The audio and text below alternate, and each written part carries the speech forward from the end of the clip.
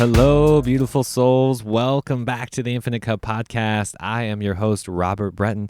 Dr. Shiva today. Really excited about presenting this one for you. It is such an epic show. We go down the rabbit hole on vaccines, getting away from the conspiracies and the censorship and just the agenda, right? This pandemic, this COVID craziness that everybody's experiencing, and really creating a solution. And that is this systems approach, really mastering what it is from the Eastern and Western, right? Merging all of this, merging the Ayurveda, merging the ancient yogic philosophies and techniques with the modern scientific approach. And that's exactly what Dr. Shiva has done. This is an incredible offer. The Infinite Cup discount code, save 10%. This is for listeners right here on the podcast and for people watching on YouTube only.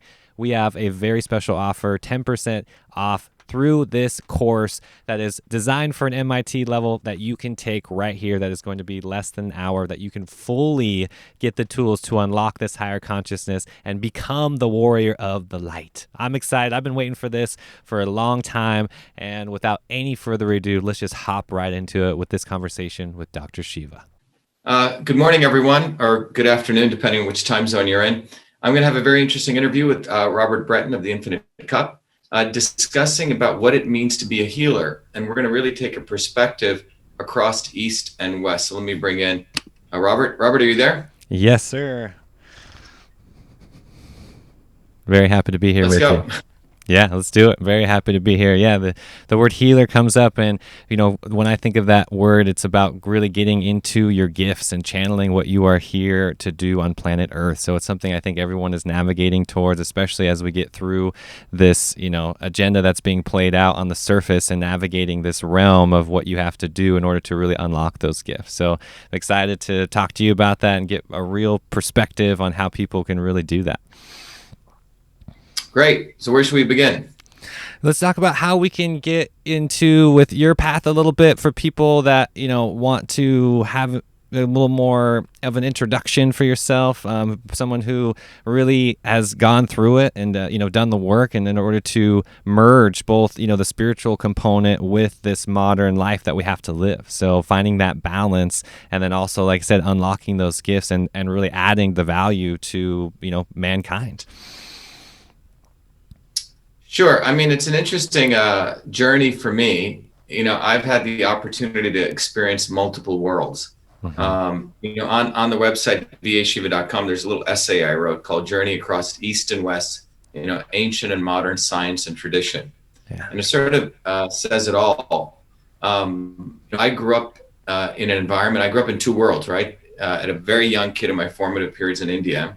And then starting at 7 years old in the United States in working class neighborhoods in New Jersey, then coming to MIT, then living in Hollywood, and then being in the highest levels of academia, going back to India for 2 years, serving in the Indian government, coming back here. So I've had a number of very rich but I would say the best word is contrasting experiences across multiple worlds. Mm-hmm. So if you just take India, when I grew up there, India, this is I was born in 63. Literally, if you think about it, only 16 years after India got quote unquote independence. Wow. So India still had many colonial remnants in there, right? Yeah. So 1947 is when India got independence. So it's an interesting period to think about. My parents mm-hmm. Grew up in India run by British colonialism, and so did my grandparents. And in that environment, so so I grew up in two worlds, even within India. Yeah. Imagine living in New York on steroids, right? Yeah. That's one world. Yeah. Which is what Bombay was. And then the other extreme was this small South Indian village in deep South India, mm-hmm. which had no running water, no electricity, small villages. The air was mm-hmm. absolutely pure. Mm-hmm. You walk barefoot. And it was a completely different world. It's what I would probably always have a deep sense of home in the sense, because you were literally connected to the earth. My grandparents were poor village farmers. Mm-hmm. My great-grandfather, I remember him well, he worked in the fields until he was 93. Mm-hmm. He had gone as a kid to Burma. They had gone through this whole journey in the late 1800s. He'd gone to Burma, come back to India after World War II. And they were essentially poor village farmers, but they lived in this very, very pure environment. Yeah. You didn't have to think about the word organic. You didn't have to think about the word non-GMO. All that stuff was was never there, right? Yeah. And or always there. So, and my grandparents were deeply devout into spirituality. My grandmother would go into trances and channel spirit. She was tattoos all over her arms. Wow. She was a village healer. On every weekends, she was the shaman of the village, and she had practiced traditional systems of Indian medicine. She could observe your face, and she could predict what was going on inside your body. Yeah. And then she would figure out particular formulations for you. And none of this was taught to her, Robert. It was something that you learn through passing masters or yogis who came through. So I saw her empirically heal people. So that was one whole world, right? Yeah. A world within worlds, Bombay and this deep South Indian village. And then think about it, my parents, we were considered the quote unquote lower caste in India. So the fact that my mom even got educated, my dad got educated, and we ended up coming to the United States in 1970 is quite extraordinary. Yeah, I bet. And so it's a quite extraordinary journey that my parents were able to peel themselves away from that, given the extraordinary circumstances that they had. Yeah. So that's the background. And then I come to the States at the age of 7. And then you're in a completely different world. This very traditional South Indian family. It's like basically aliens landing in a new world. New Jersey. This was drugs and rock and roll, right? This was 1970, still Vietnam Wars going on. And Patterson is predominantly all black. Yeah. And then highly segregated, right? And then we go to another town, Clifton, which was more working class town. And then to Parsippany, and then to Livingston, which is predominantly all Jewish. Very wealthy people, right? So my parents went to all these different public schools so we would get a better education. Then to MIT, right? Yeah. And then to inventing email as a kid in Newark, New Jersey. Then to MIT that occurred before I came to MIT. And then realizing MIT was really the military industrial academic complex and learning. We started a student newspaper at MIT, learned activism. I never voted for any politician because I saw how both wings of the establishment were corrupt, how they did not serve working people. When Trump ran, I saw glimmers of him that he was anti-establishment. Yeah. And, first time I ever voted, then decided to run for office in 2 elections. We clearly won the last one, but they stole it from us. We have 2 federal lawsuits exposing the election fraud, of which, we're the only 2 lawsuits that are standing across all the ones that all of Trump's lawyers filed. Wow. Because we've gone at the heart of the issue. Yeah. But throughout that entire journey, Robert, the key central thing has been systems. If you look at the systems of medicine in India, they use a whole lingua franca. If you look at the system of engineering, there's a whole language there. If you look at the system of politics, and the journey that's led me through all those inventions, all those degrees, is ultimately the latest realization, or the latest ability of a way that can educate people without them having to go to MIT, without them having to spend 50 years of their lives. And literally in about a couple of hours, I can teach them systems. Because once you understand the science of systems, and there's a core DNA that travels through everything in the universe. And that is the forces of transport, conversion, and storage. And we'll talk more about that, right? And how those forces are the same forces that drive your body as a system, political systems. And in fact, the notion of truth, freedom, and health is directly related to these scientific concepts. So if we're going to build a quote unquote movement, right, it cannot be founded on some stupid slogan, right? Like lock her up, or in fact, can get us anywhere, right? It has to be founded on principles which integrate directly with natural law. So that's where we're at today. We've built the latest invention is we have a platform. The goal is to educate people to build a bottoms-up movement, because that's how nature operates. It's not top-down. Exactly. The other model is to educate people. In the Indian tradition, there's a word called buddhi, Buddhi, which comes from Buddha, which means common sense. To have wisdom, right? To have the ability of discernment, and this is a critical thing that all the great spiritual traditions talk about. Wisdom, meaning being able to see what is right action, which is what karma is, That's their official definition of it if you look at the real word. Mm-hmm. And what that will lead, and recognizing that when you look at the world, you have the obvious people who are the asuras, right? The people Yep. who try to keep things down, the devils. Mm-hmm. But then the more interesting people that people do not see are the people who are the not so obvious establishment. And that requires a lot of discernment. The reason change doesn't take place, the reason we're in this situation is because it's not the establishment, it's the not so obvious establishment. Mm-hmm. And we should talk about that, you know? Yeah. And Yeah, so we the should. goal is to teach people systems, to teach people the interconnection between truth, freedom, and health, Yep. why we must build a bottoms up movement. So it's education and then building community and then activation. And that's the quote unquote technology platform that, you know, we put together at VA Shiva. And the purpose of that is to, and it's literally a university online on the most important scientific concepts, which is systems theory. Yeah. And which people will spend a lifetime doing. And then to educate people, you can use those concepts in a very practical way in your local communities. It's not something you wait for a politician. And those concepts are directly connected to the same principles in how your body runs. So that's beautiful. That's why I love following you and doing this, because I talk a lot about, you know, creating the change yourself, you know, and not relying on this political system or not relying anything that is going to propel that more and that agenda head into that direction, right? Because those are the options that I see that people have, and that's something that I just want to commend you for, first of all, because obviously it's not easy doing that work and battling that. So let's get a little more in tune as far as what you said, as far as getting, you know, behind the scenes, as far as what is truly going on, because I know people get caught in the surface, right? And it's something that you have to peel back those layers and get away from the fake news and the media and all this, you know, censorship that all of us are experiencing right now. And it's something that, you know, we have to promote that truth and get that out there, even, you know, double is how I look at it, right? As that darkness is spreading, we have to be the light even more, you know? So what is really going on, you know, behind the scenes, and how can people, you know, create a solution for themselves? yeah, you're asking a good question, Robert. I think the two, to synthesize what you said, what is going on, which means what is the real problem and what is the real solution? It's a very profound question, actually. The real problem and the real solution.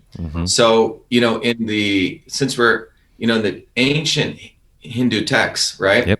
They look at the world and not that different than how the Western Christian texts look at it, you know, as you know, you had first the Golden Age, right?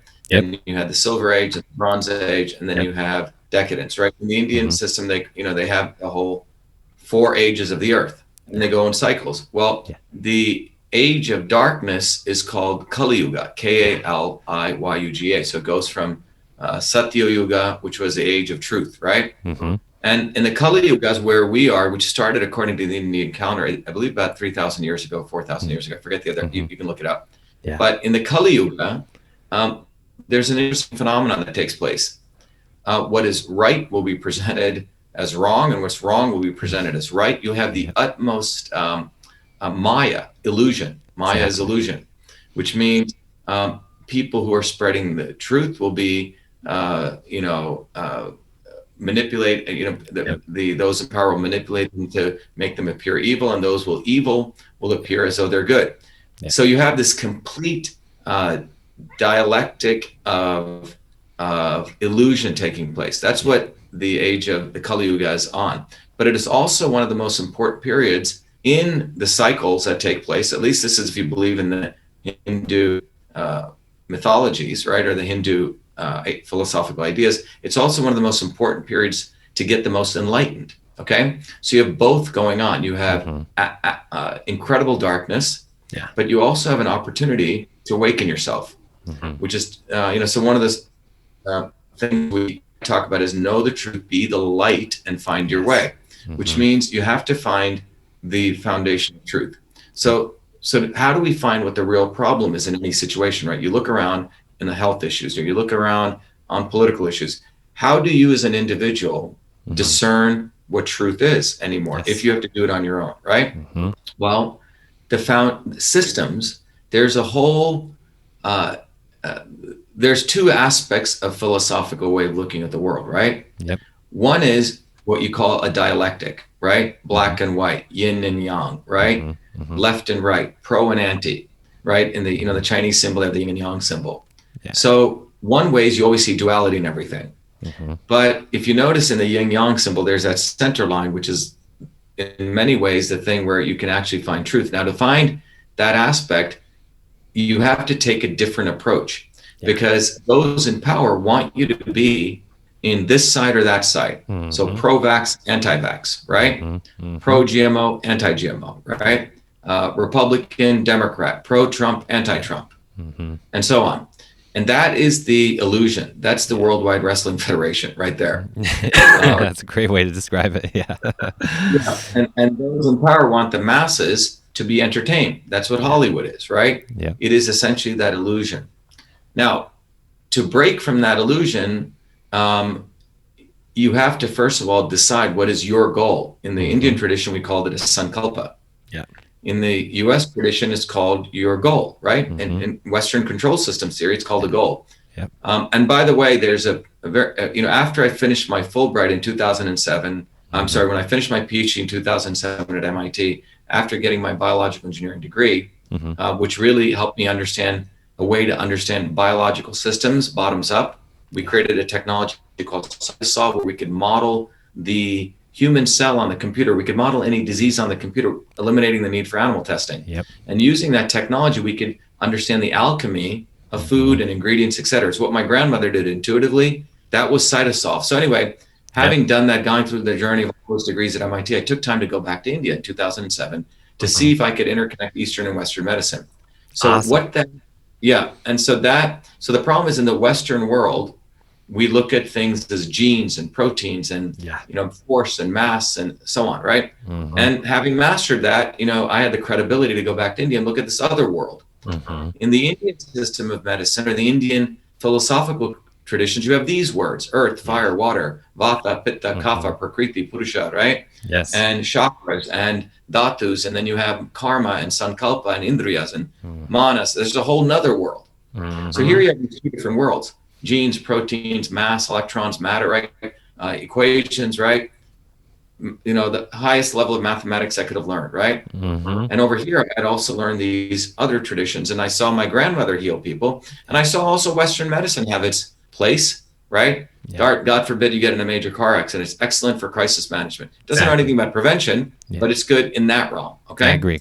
So having experienced both these worlds, when I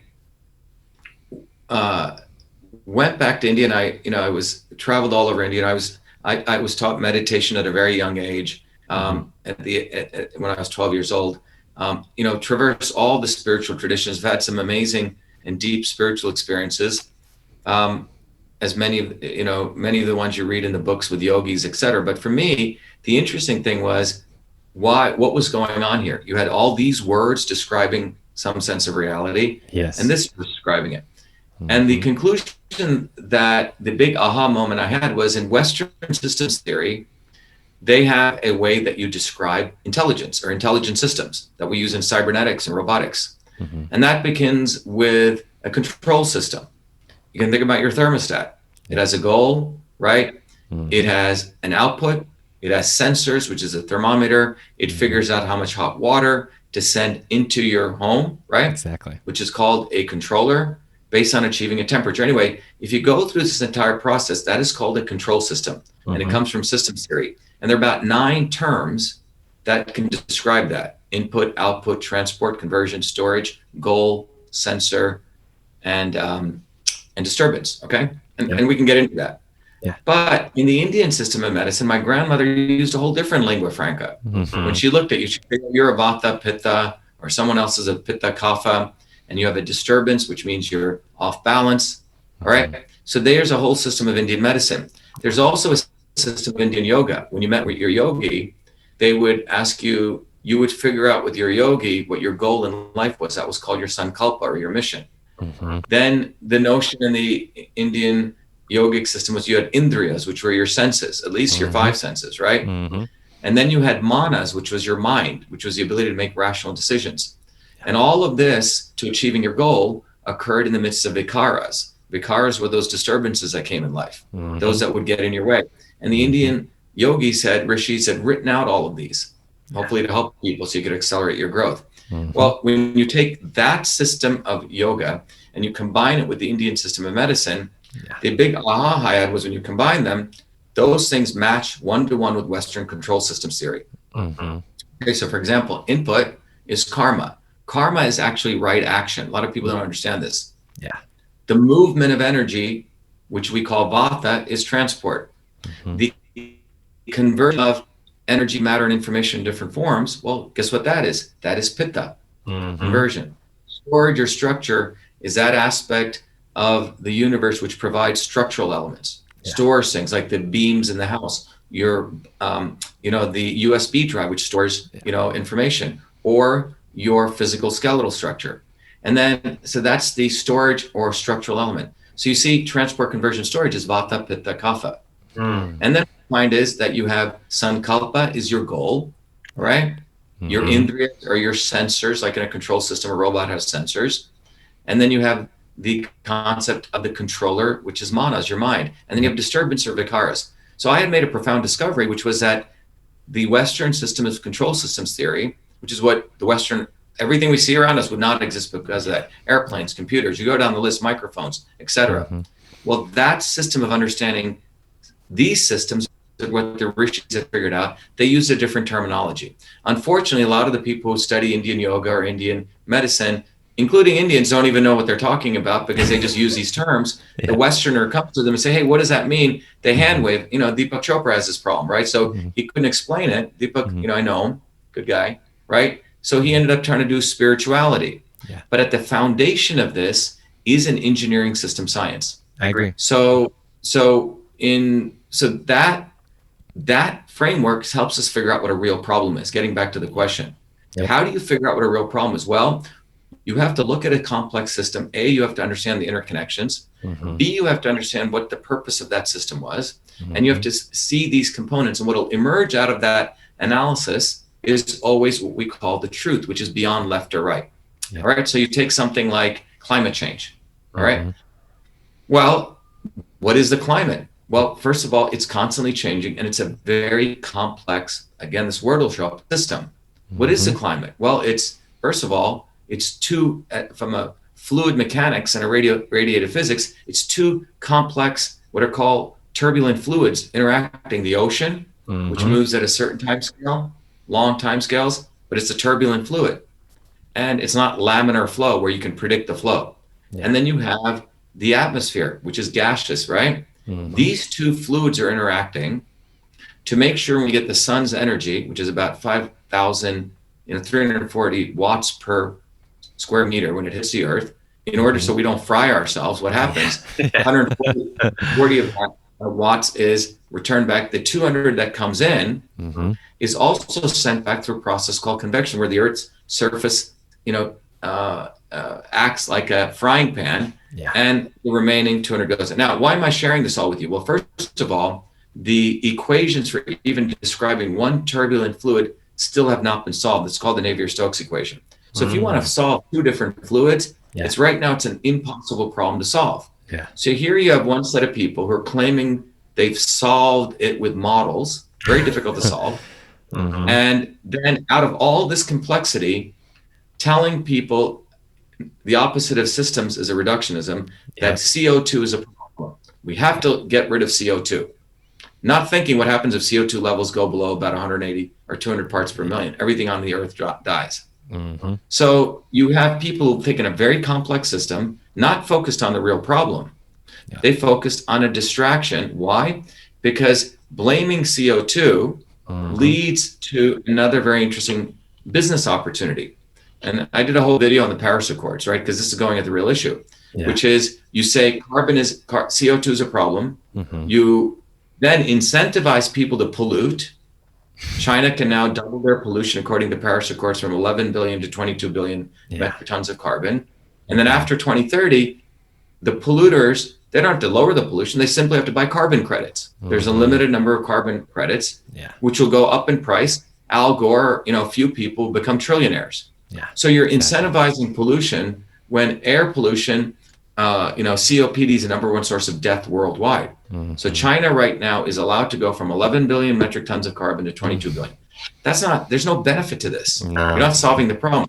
The real problem is lowering pollution, right? That's what we should be. Instead of doing that, we've diverted the problem to CO2. So, but if you take a systems approach, you can see this right away. Yeah. Art is a very good way. Drawings, interconnections help you see truth, because you start seeing truth emerges from those interconnections. So in order to get to the real problem in any situation, we have to take a systems approach. So if you look at the world today and you apply that systems approach, the educational model that that I've put together teaches people that what you see right now, the framework that you want to be able to understand that is through the framework of a systems approach. Freedom, truth, and health. Freedom, truth, and health. Let me explain. And you can apply this anywhere. So if you look at health, for far too long, you've had the earthy, crunchy granola people who are into a certain lifestyle. They've been the community of health, okay, over here. And they typically try to be cool, be kind to the world, right? Do their thing.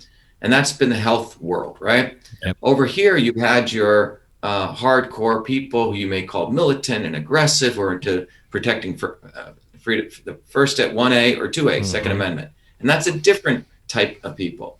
And then let's call those the freedom lovers. You're the health lovers. And then you have the people who are the truth lovers, or the innovators. People are the nerds, right? The scientists. Now, these three worlds have always been kept separated. Yeah, it's true.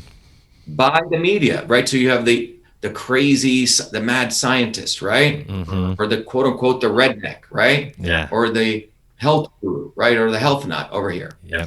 But, and these tattered movements are what the establishment wants. But when you take a systems approach, this is what comes. This is what you can use this as a lens of an understanding solution. Number one, we need to understand first that freedom. What is freedom? The ability to move things, transport. Yeah. Which goes back to the fun, which is Vata. So you need freedom. And so when we built our campaign of Master Truth, Freedom, and Health, it's not a political campaign. It is an engineering, scientific campaign. Those words are based on universal laws. So you need freedom. Now, why do you need freedom? Well, without freedom, you cannot practice a scientific method, which means discourse, debate, me disagreeing with you. Well, you say the earth goes around the sun. I say the sun goes around the earth. Well, I have data, and you go back and forth, back and forth. That's called the scientific method. You do experiments, you gather data.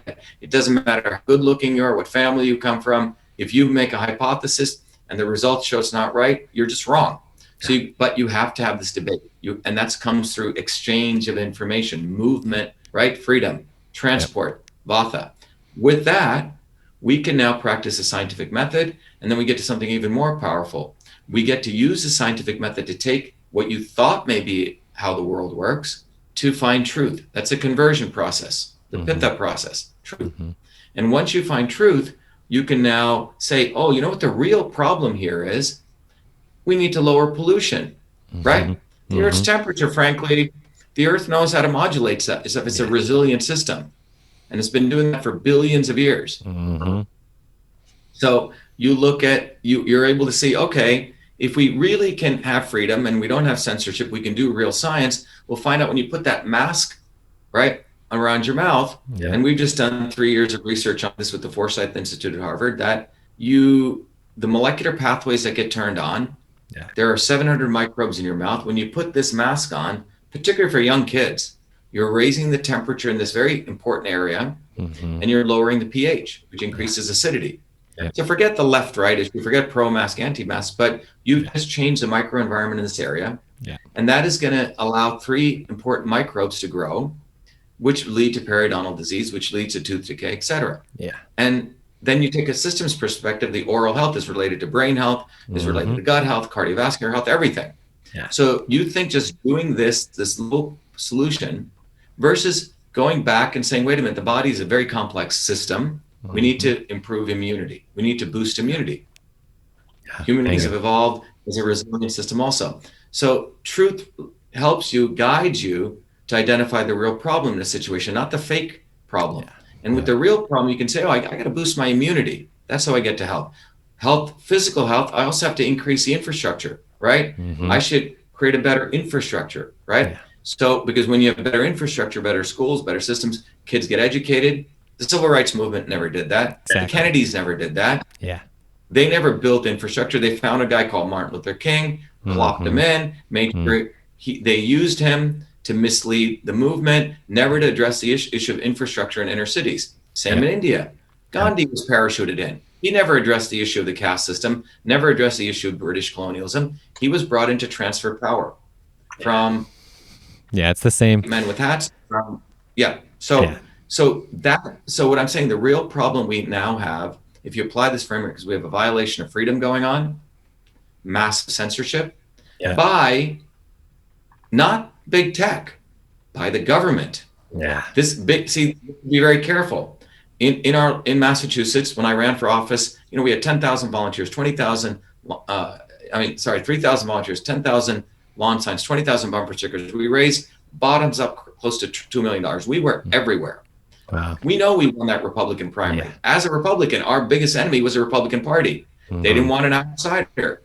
So what we discovered was that the voting machines have the ability to multiply votes. This is a real issue. Trump ain't addressing it. Neither are the Democrats, because they're both part of it. Trump did a little shindig talking about election fraud, but he never addressed the problem, and he made $300 million doing that. That's what he raised. We in Massachusetts went after the real issue. We found out that when you process electronic ballots, they destroy the ballot images. So when you do a hand-counted ballot, some of the counties do that. In fact, the county that we won in was all hand-counted ballots predominantly. Every other county was electronic ballots, where the paper is converted to an image. The image is, using AI done by the computer with computer algorithms. So what did we discover?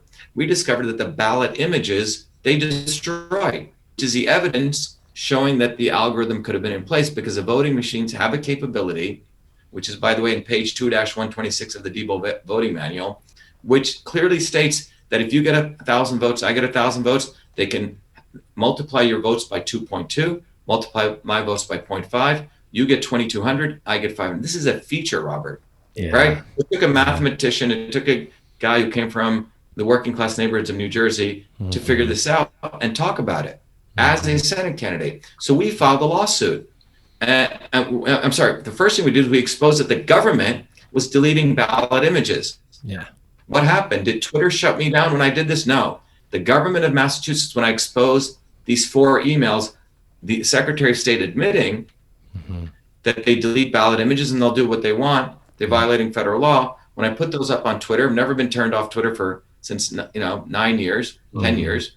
But the instant I put that up, the government contacted Twitter. This is what you need to understand. The government of Massachusetts contacted Twitter to throw off a U.S. Senate federal candidate for 3 weeks. I didn't sit by. I went into court on that central issue. No lawyer wanted to take it on. I had to do it myself in federal court. Guess what? The judge heard the case, big victory. Every one of Trump's cases were thrown out. Second, he gave us a victory. He acknowledged that they had contacted Twitter. Came out in testimony. And then he also has recently ordered that Twitter be involved. So we have violation of freedom. I've experienced it in many, many ways, Of course. So right now we have the violation of freedom. So without freedom, we can't practice science. And having gone to the #1 science technology institute in the world, today, the unfortunate thing is most of the people in science and technology practice the oldest profession. Okay? They're prostitutes to where the grants come from. So you have mediocre people now who shut their mouths up.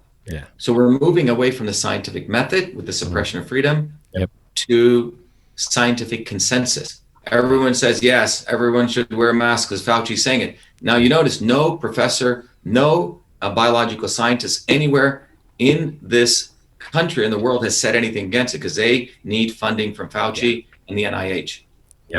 So this occurred in the 1970s with the Mansfield Amendment. So we have the loss of truth. And then because with the loss of truth, people don't know what's right for them anymore. And then common sense out the window on top of that, and you got a cocktail for disaster. Exactly. You have a cocktail for disaster. So the violation of health. And with the violation of health, you have people who are not healthy, and which means they don't have the strength, the physical strength, the mental strength, the common sense to fight for freedom. So that's the cycle. So what I just taught you in this very simple way is what we are now training people on. I'm going to go deeper into it. We have to train. The real solution out of this is we have the violation of freedom, the violation of science, and we have the violation of health. The only way out of this is to raise the sword of truth, freedom, and health, and people need to get educated.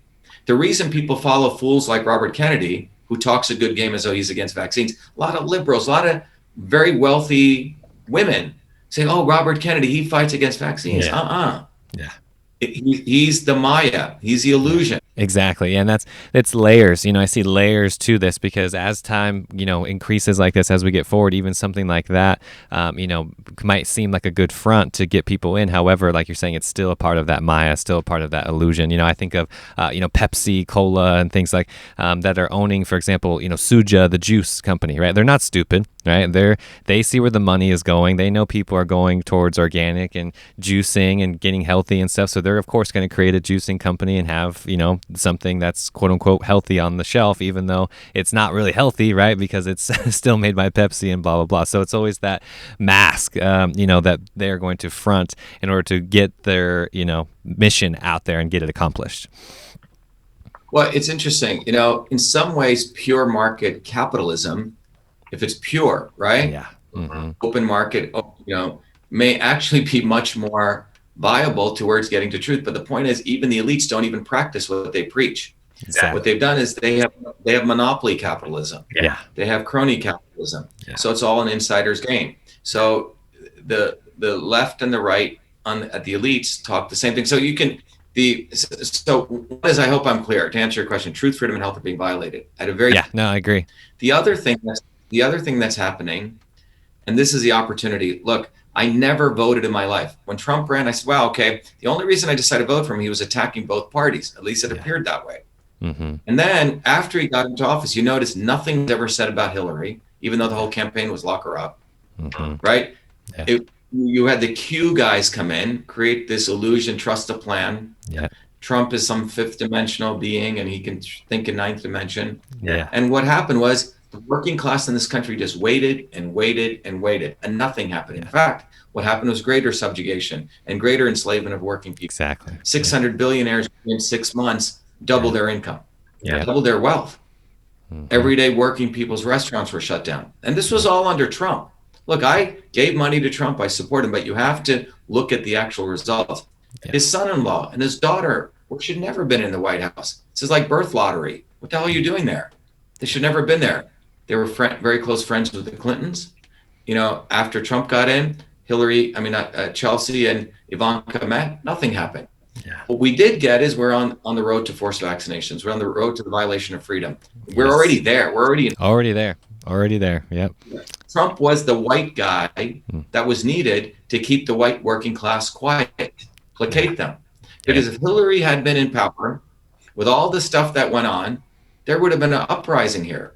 Yeah. But Trump and that phenomenon was kept to keep people in a very powerful way placated.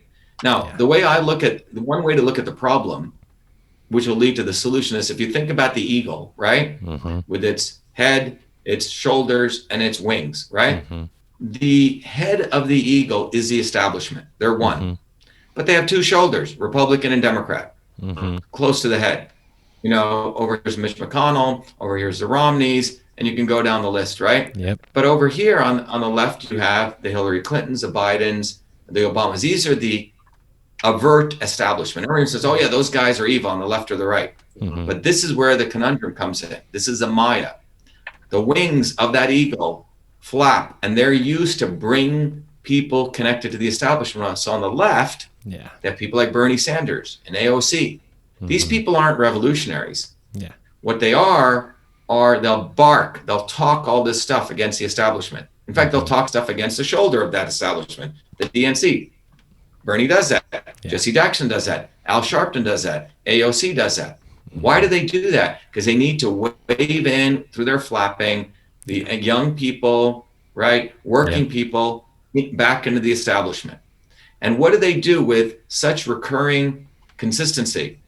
At the end of the day, you saw this in 1984. Jesse Jackson was building his own flapping, this rainbow movement, calling out these people. At the end of the day, he bowed down to Walter Mondale. He said, the lesser of two evils. Bernie, scumbag Bernie. And a lot of my very good friends who are very honest people, oh my God, Bernie's a revolutionary. I said, he will give all your votes to Hillary on the Democratic convention. because he's the not so obvious establishment. No, Shiva, you're a a-hole. You think you're critical of, everything, da da da da. Well, that's what Bernie did. It's science, because a not so obvious establishment is like physics or gravity. So what did Bernie do? He brought them all in. He bowed down. He did it again for Biden.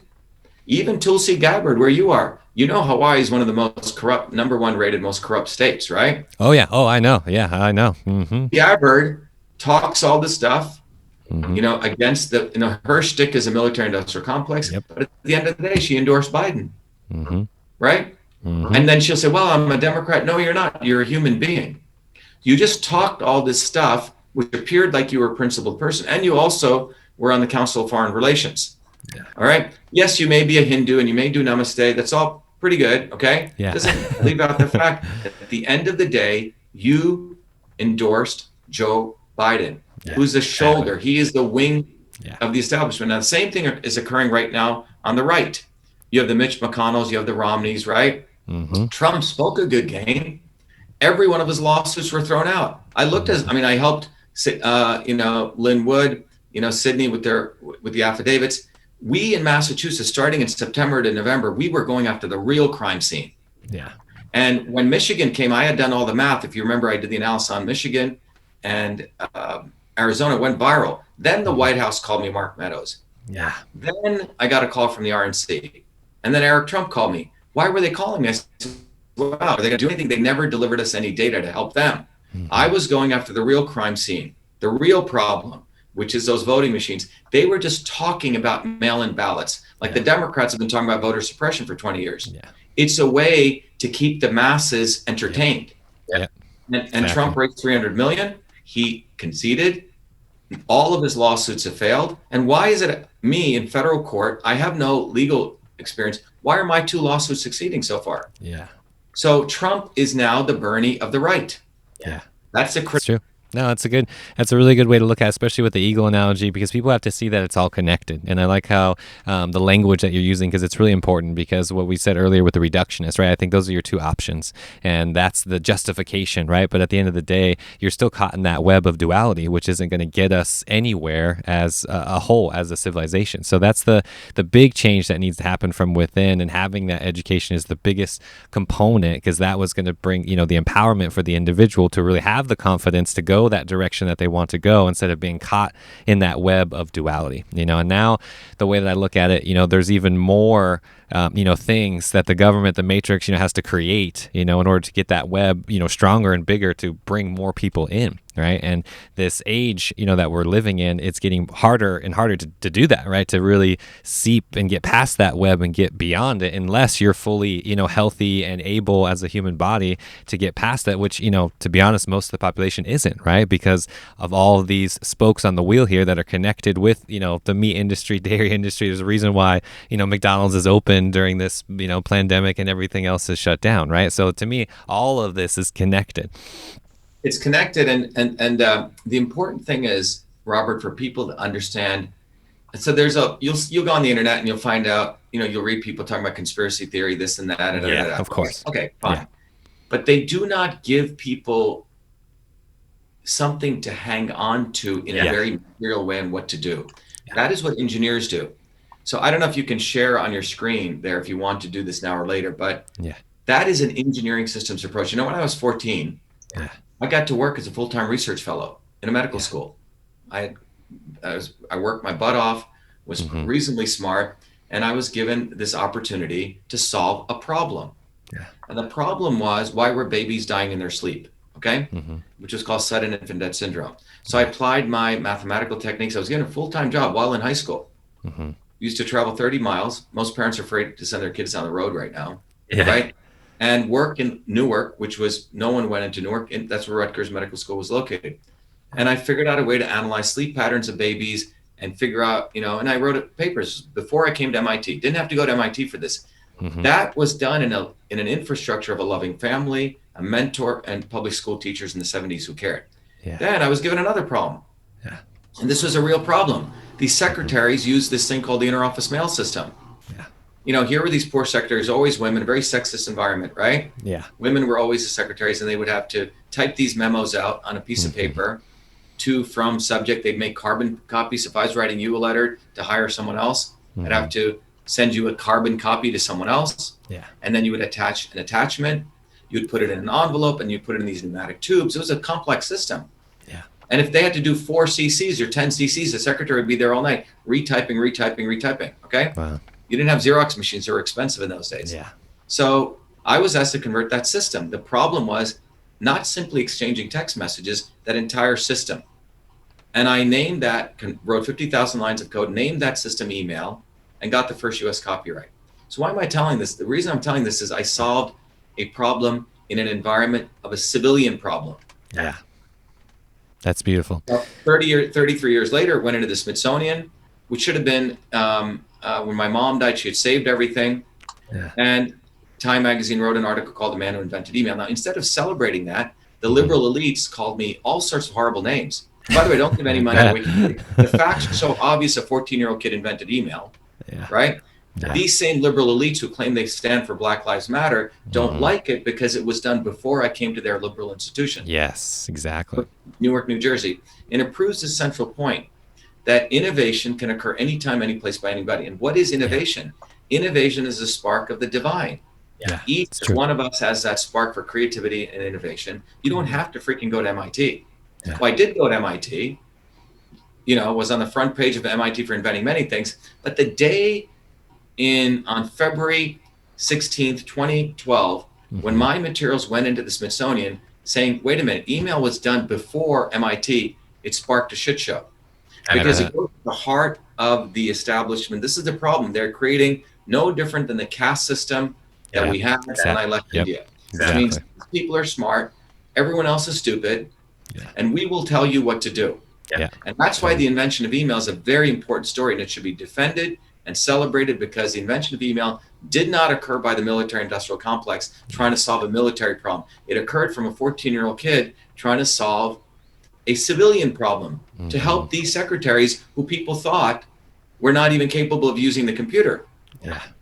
That's great example of that's something that is translatable to any problem that we have right now, especially what's going on. So I just want to touch a little bit on the duality part, because this is the biggest problem that people have, right? How to get out of that duality, how to get away from that control, from the matrix, from the government, and breaking free of that themselves and not being a part of the left or right or pro-vax or anti-vax, and whether they want to take the vaccine or not, whether they do this or not, how can they have that, empowerment for themselves to really get the solutions, right? Instead of being caught in that web of misinformation. At the end of the day, I think people really just want choices, right? And that's something that falls in line with the freedom as far as the systems that you're talking about. And that's the biggest component that's missing, that they don't have. Therefore, they're just being, shoved in this one direction, and that's it. So as long as we can provide the education, then they have choices. Therefore, they can hopefully go a different path. But right now, the way that I see it, the word mandatory is popping up, and people get in this fear-based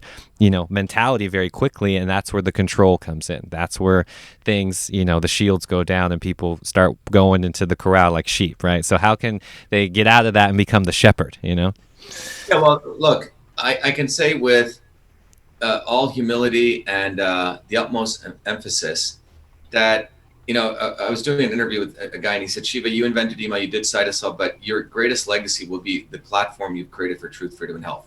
The only way forward, and I say this emphatically, it's like, think about a teacher telling you, if you want to do a good paper, right, you have to understand expository writing. If you want to good, and that's what I'm going to tell everyone listening very carefully, is that you're never going to be able to solve a problem or find the real solution without systems approach. So the only way forward is the movement that we started creating in Massachusetts, the Senate campaign, has transformed now to the movement for truth, freedom, and health.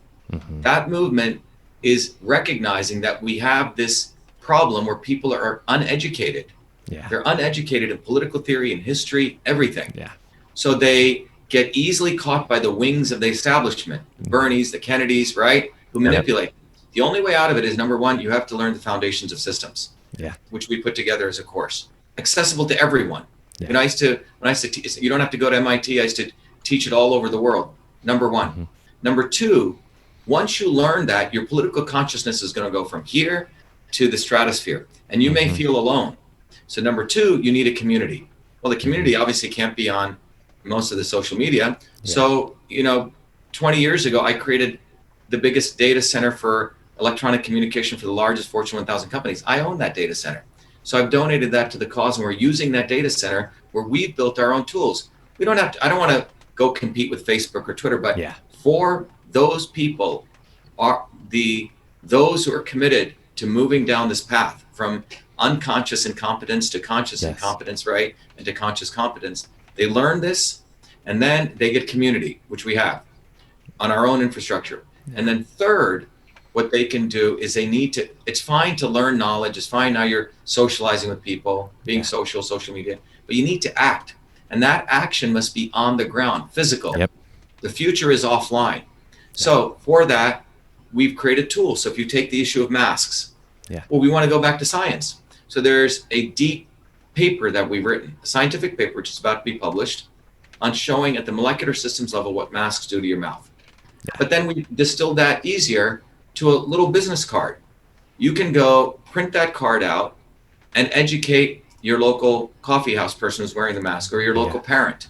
And it drives them back to the scientific education. Exactly. And then we're also building the legal framework on what you can do. Let's take something like election integrity. Forget Trump. He's not going to do anything. He's going to run the WWF wrestling, and he's going to garner money. What can you do? Simple. You go to the VA Shiva. We have a card there, and it teaches you on the local ground. This is what everyone can do in their own local town, wherever you are, in Honolulu, etc. You go to the local town hall, and you can do it via email. So if you don't want to go there physically, you ask them for 2 pieces of information. And everyone should be doing. We're going to unleash that shortly, Robert. That movement. That's great. And it's the one person, one vote movement. It's not just clean elections. It's clean elections, one person, one vote. That's the heart of the voting machine. So we want citizens to have this experience of writing to their town clerk and asking them for 2 pieces of data from the 2020 election. One is called a participating voters list. Let's call that the number P of all the people that actually voted in that election in your local town. P. Then you look at the actual votes. Well, P should equal V, right? Basic math. Well, everywhere we went, P doesn't equal V. It should. More votes than voters, right? So this is something people can do. Then they can send that data to us if they don't want to tabulate it. And then if they have problems getting that data, now they're going to see the corruption in their local towns. We're providing them legal tools that they can file back at the local level.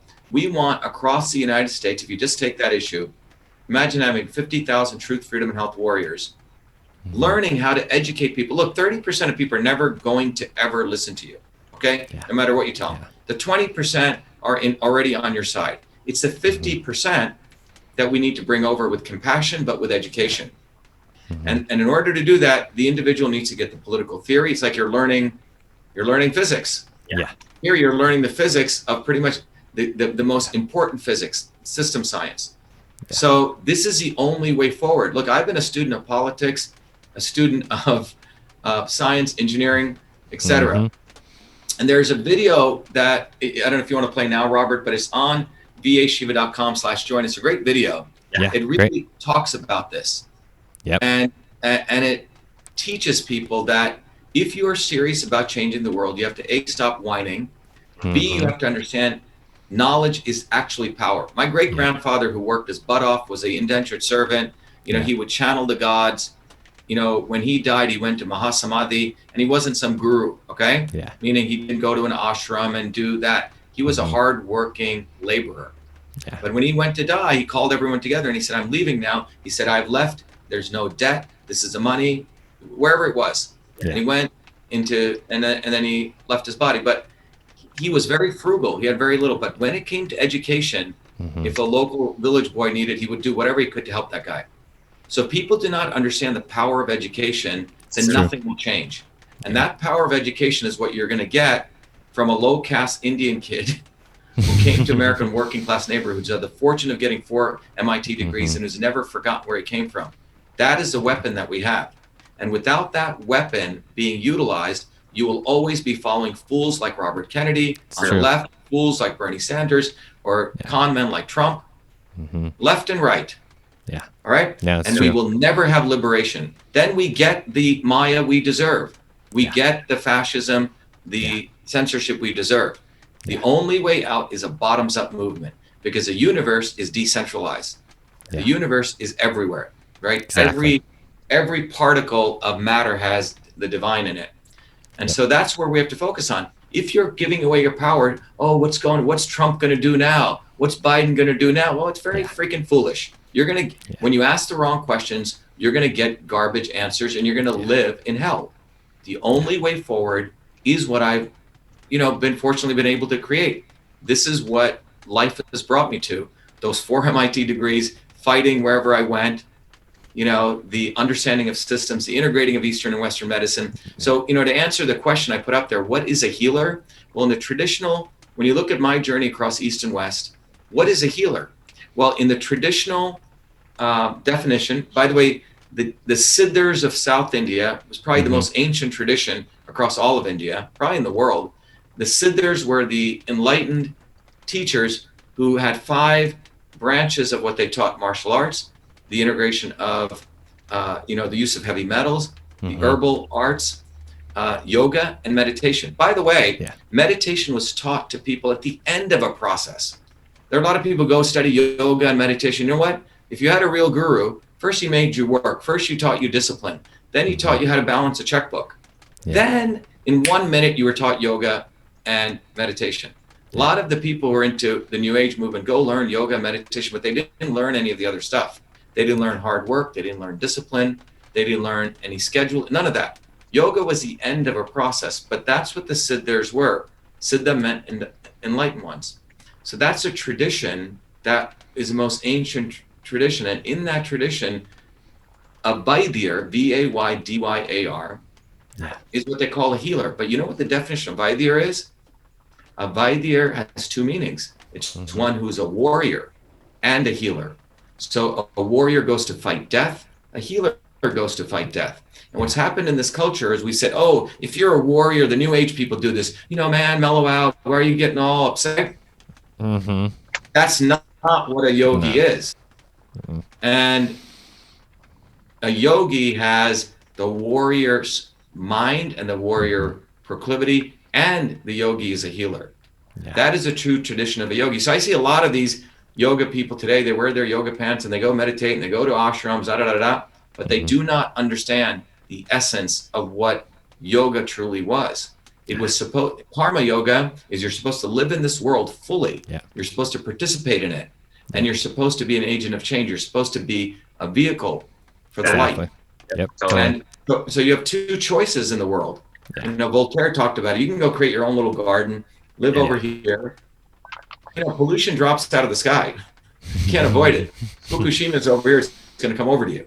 So we have no choice anymore to live in our little hovels anymore. Because the problems of the world are so fully intertwined. The only way forward is to become warriors. And the warrior is also the healer. If you go look at the Christian tradition, the Archangel Michael, he's the one who chases the devils out of heaven, and he has a peacock feather. He's also the healing god. In the Indian, most ancient Hindu tradition, the Lord Murugan, who's Shiva's son, also is the medicine god, and he's a war god. And he also rides the peacock feathers. It's quite fascinating, these archetypes.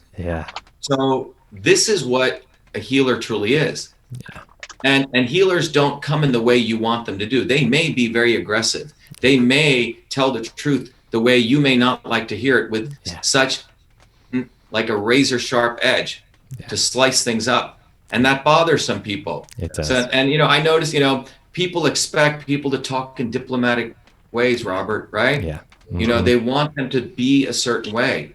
And the truth is that the devil, that evil is not so kind. And the people who talk with such diplomacy all the time, watch out for them. And the people who speak their mind, directly, you should probably look at them again. But that's what we live in. We live in a world where truth gets defined as lies. Lies become truth. The people are actually trying to get the word out, right? They get demonized by the demons. So that's why without this education, which has taken me 50 years to build, without the platform, which came from all the engineering education, people are going to be lost. And this is your movement. It's not mine. I'm merely a catalyst which Mm-hmm. got opportunity to get educated. So that's And the only way forward. We must take a systems approach. yeah, perfect. No, perfect. Yeah, you couldn't I have. think the people that you interconnect with, I think the people that you invite into you particular, Robert, I think Yeah. there's a huge opportunity for the people who are in the health movement, right? I agree. Yeah, I agree because people are looking for those answers and how to make that next step forward. That's really what it is. I think people get caught in the conspiracy theories, they get caught in the problems, they get caught in that as a web and getting caught in that duality without going without excuse me, without going towards the actual solution and creating that change for yourself. So I'm just curious, one last question as far as this is amazing as far as you merging the East and the West. And I love the definition of a healer. Couldn't have hit it spot on even more because that warrior essence is what is being needed right now in the most. I think there is a lot of healers and empaths and people that are light workers and things that are wonderful out there. However, if you're not doing that action, that karma in this physical world, then what is that, valuing at all, right? You're just getting caught in the mystic of them. Yeah. The world, there's a reason that you're here. A lot of spiritual people say, well, I want to escape to the other worlds. Well, you're sort of missing that you're physically here. Exactly. Buddha wouldn't answer certain questions. People say, oh, is the world an illusion? Where is God? He said, look, I'm not going to answer some of these questions. It's irrelevant. Yeah. You are physically here and now. Yeah. The issue is, what do you do now? Yeah. And the only way forward you fight is only one word. You must fight. Yeah, of course. And that could be based. Because if you do not fight, you're going to be screwed. And that's where we're at right now. Exactly. Because the establishment do not want you to fight. Yeah. They will give the illusions they're going to fight for you. It's not going to happen. No, it's not going to happen. And that's the thing is fighting can come from that place of love and coming from that place of compassion and unity, right? It doesn't have to be this, aggressive or violent or fear-based thing that I think people get caught in that programming. But, these are very interesting words you use. There's a difference between fear and aggression, right? Yeah. Mm-hmm. When a lioness or someone's coming after her cub, she shows incredible aggression. Okay. It's not a bad thing. Yeah. Christ took the whip and he whipped those guys out of the So we have to be a little bit clear on, Shiva, has a ferocity to him also. Of course. Right. Mm-hmm. So ferociousness, everything in nature protects out of a real righteous anger. So we have to be making sure we keep balance on this. I've met some of the most incredible beings in the spiritual worlds, right? Mm-hmm. These people aren't like namby-pamby people. Yeah. People have this, a lot of the people study many of the Eastern traditions from the West think, oh, it means you sit there and you just chill out and everything's peaceful. No, it's not how it is. If anything, the warrior monk,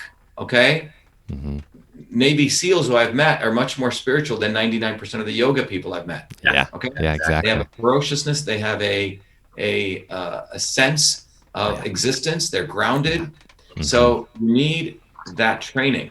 Yeah. And so a lot of the New Age people have an opportunity here to learn some of the freedom and the truth aspects. And the people who are into the 1A and Second Amendment movement, who you may call quote unquote aggressive, have an opportunity to learn about innovation and science, and also to look at the health issues, right? Yeah, exactly. Because without your personal health, your Second Amendment doesn't mean anything. You can't fire a gun if you have arthritis, Yeah, exactly. No, it's true. And the biggest takeaway that I get, is coming back from balance, and I just want to ask you personally. So after the stories with your grandma are incredible, the shamanism, the plant medicine, this world that is, mystic and behind materialism that is powering and paving the way. And then we have this, Western modern material approach. And, from your perspective, from the work that you've seen and the healers that you've been with and the gurus and saints and everything that you've been come in contact with, what would you say is the value here? Should people, read those books and drop everything and go meditate in some cave in the Himalayas, or should they, go practice their, science and head in their direction that is more in a material or scientific approach, as far as value into their life? Well, everyone should do. Jay Forrester, who was a professor at MIT, was 93 years old when I saw him. He's one of the fathers of system science. He was trying to get MIT to make sure every student learned system science. They didn't want to listen. He wanted to teach at the kindergarten level. Yeah. The first thing I would tell everyone to go sign up for the Truth, Freedom, and Health Warrior course. I'm not saying that for me. I'm saying that because without the foundations of systems, you will not have a framework to understand anything anymore because the world has become so complex. John Kennedy gave a talk in 1962 to the National Academy of Sciences, 2,500 scientists. Very interesting talk. It's not something everyone knows about. I found it on YouTube about a couple of years ago. And in that talk, this is what he says. He goes, we have a conundrum with democracy. He says, basically what he was saying is millions of people, hundreds of millions of people elect me. And then I'm supposed to make decisions. But then my decisions are not based on the people. I come to you guys called scientists. And I say, hey, should I do vaccination? Well, that's what they did, the 1962 Vaccination Act. He signed that. Oh, should I go to? So he's asking, out of the hundreds of millions of people, he's asking about 100 people, maybe 5 university professors, what to do about any political issues. And he's saying, because the world's problems, this is in 62, have become so complex, we have to outsource that understanding to some scientists. Think about that power the guys in academia have. Yeah. Without the science of systems, which teaches you control systems theory, that's why, it took me, you have to take probably, a ton of courses at MIT. Yeah. But the problem is that most people can't get into MIT. Most people don't have the time. So I've distilled that in 1 hour. I can teach people, but it is the science of systems that is going to be the savior to the world. Yeah. Period. Because without that science, look, there's a lot of people who do Ayurveda. Yeah. I know Ayurveda has been done for 400 years. You go to ask Maharishi or Deepak, what is Vata Pitta Kapha? He can't really explain it. Well, I was able to explain it because it was directly related to engineering systems theory. It took me 40 years to figure this out. So you have the East over here doing its thing. You have the West over here. And, when I used to teach this course at MIT, literally, I think I may mention this, we had on one side of the room, Harvard, MD, PhDs, engineers, hardcore people. Yeah. On the other side of the room were tie-dye people. And they would all look at each other. Yeah. And in 1 hour, they were able to see that they were both not listening or didn't understand because they didn't have the structural framework. That's where we have to start. Number one, start there. Number two, what I would tell people to do is always do something physical in the world. Do something that's interconnected to the laws of the universe. Be an electrician, be a plumber, be a landscaper, be an engineer. The more, be a farmer. The more you remove away from natural laws, you can bullshit yourself all day long. True. This is why the hope that we have is working people. Working people get this right away. People say, oh yeah, I see what Shiva's saying. A lot of people are attached to Trump. They did it because people were so starved for anyone to actually fight for them. So they would take anything. Yep. But once people say, wow, wait a minute, it's beyond left and right. This now starts to shift people. And working people get this. The educated elites do not get this because they don't really work. They don't make anything. And so I would say those are the two things. And then go do meditation and yoga. Okay. First, start with an understanding of how the universe works, takes system science. And that's the real gift that I have put together as a public service. Number two, do something that's connected to making something where you can never bullshit yourself. Yep. You said you do farming, right? Yep. People make something. Those people who move money around, these people are completely divorced. Stockbrokers, what the hell are they doing? Or a lawyer who writes contracts all day. Yep. Right? They're basically working in the abstract. Socrates never liked the written word. I don't know if you know that, because he knew you could use it to manipulate people. Yeah. So we have to get back to reality. I love engineering versus science. Engineers can't bullshit, scientists can. Yeah. So it's about getting to reality. And the yoga forms are also disintegrated now. And so if you want to learn real yoga, you got to go back to system science. You have one person teaching Kundalini yoga, another people taking Surashabda yoga, which is sound and light, another person teaching Bhakti yoga, open up your heart, another person speaking Hatha yoga, and they all become gurus. They wear their vibhutis and they want you to sleep with them, and then you get advancement, right? That's the world of yoga. No different than what the Catholic Church is about, right? Yeah. Unfortunately, nothing against Catholic. I went to Catholic school. No, I understand. Yeah. So I think that's the opportunity. Yeah, very well put. Understand a foundation. Without a engineering systems foundation that has come out of integrating Eastern and West, you're always going to be lost.